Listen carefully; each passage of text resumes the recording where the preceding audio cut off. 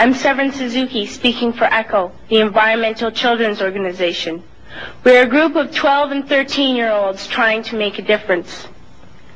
Vanessa Seti, Morgan Geisler, Michelle Quigg, and me. We've raised all the money to come here ourselves, to come 5,000 miles to tell you adults you must change your ways. Coming up here today, I have no hidden agenda. I am fighting for my future. Losing my future is not like losing an election or a few points on the stock market. I am here to speak for all generations to come. I am here to speak on behalf of the starving children around the world whose cries go unheard. I am here to speak for the countless animals dying across this planet because they have nowhere left to go. I am afraid to go out in the sun now because of the holes in our ozone. I am afraid to breathe the air because I don't know what chemicals are in it. I used to go fishing in Vancouver, my home, with my dad, until just a few years ago we found the fish full of cancers.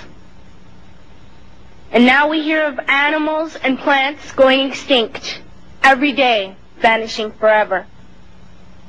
In my life, I have dreamt of seeing the great herds of wild animals, jungles and rainforests full of birds and butterflies.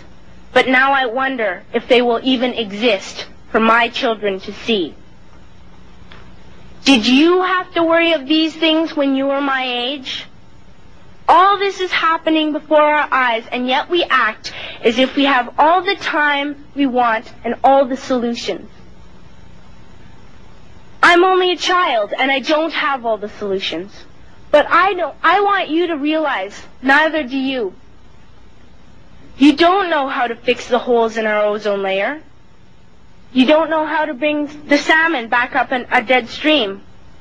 You don't know how to bring back an animal now extinct.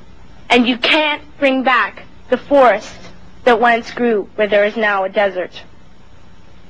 If you don't know how to fix it, please stop breaking it. Here, you may be delegates of your government, business people, organizers, reporters, or politicians, but really, your mothers and fathers, sisters and brothers, aunts and uncles, and all of you are someone's child. I'm only a child, yet I know we are all part of a family, 5 billion strong. In fact, 30 million species strong. And borders and governments will never change that. I'm only a child, yet I know we are all in this together and should act as one single world towards one single goal. In my anger, I am not blind, and in my fear, I am not afraid of telling the world how I feel.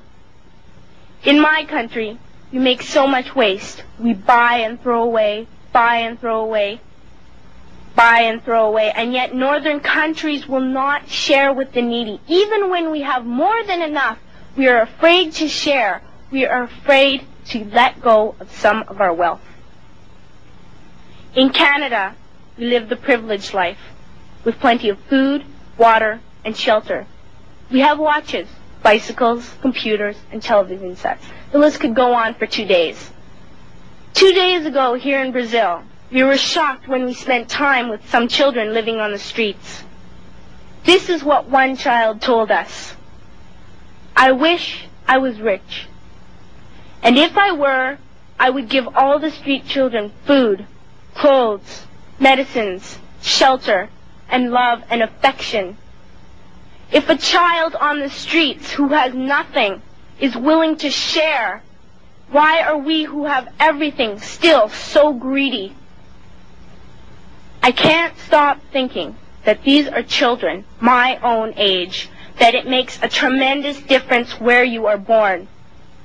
That I could be one of those children living in the favelas of Rio. I could be a child starving in Somalia, or a victim of war in the Middle East, or a beggar in India. I am only a child, yet I know if all the money spent on war was spent on finding environmental answers, ending poverty, and finding treaties, what a wonderful place this earth would be. At school, even in kindergarten, you teach us how to behave in the world. You teach us not to fight with others, to work things out, to respect others, to clean up our mess, not to hurt other creatures, to share, not be greedy. Then why do you go out and do the things you tell us not to do? Do not forget why you are attending these conferences, who you're doing this for. We are your own children. You are deciding what kind of a world we are growing up in.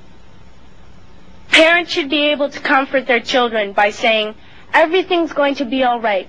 It's not the end of the world, and we're doing the best we can. But I don't think you can say that to us anymore. Are we even on your list of priorities? My dad always says, you are what you do, not what you say. Well, what you do makes me cry at night. You grown-ups say you love us, but I challenge you, please, make your actions reflect your words. Thank you.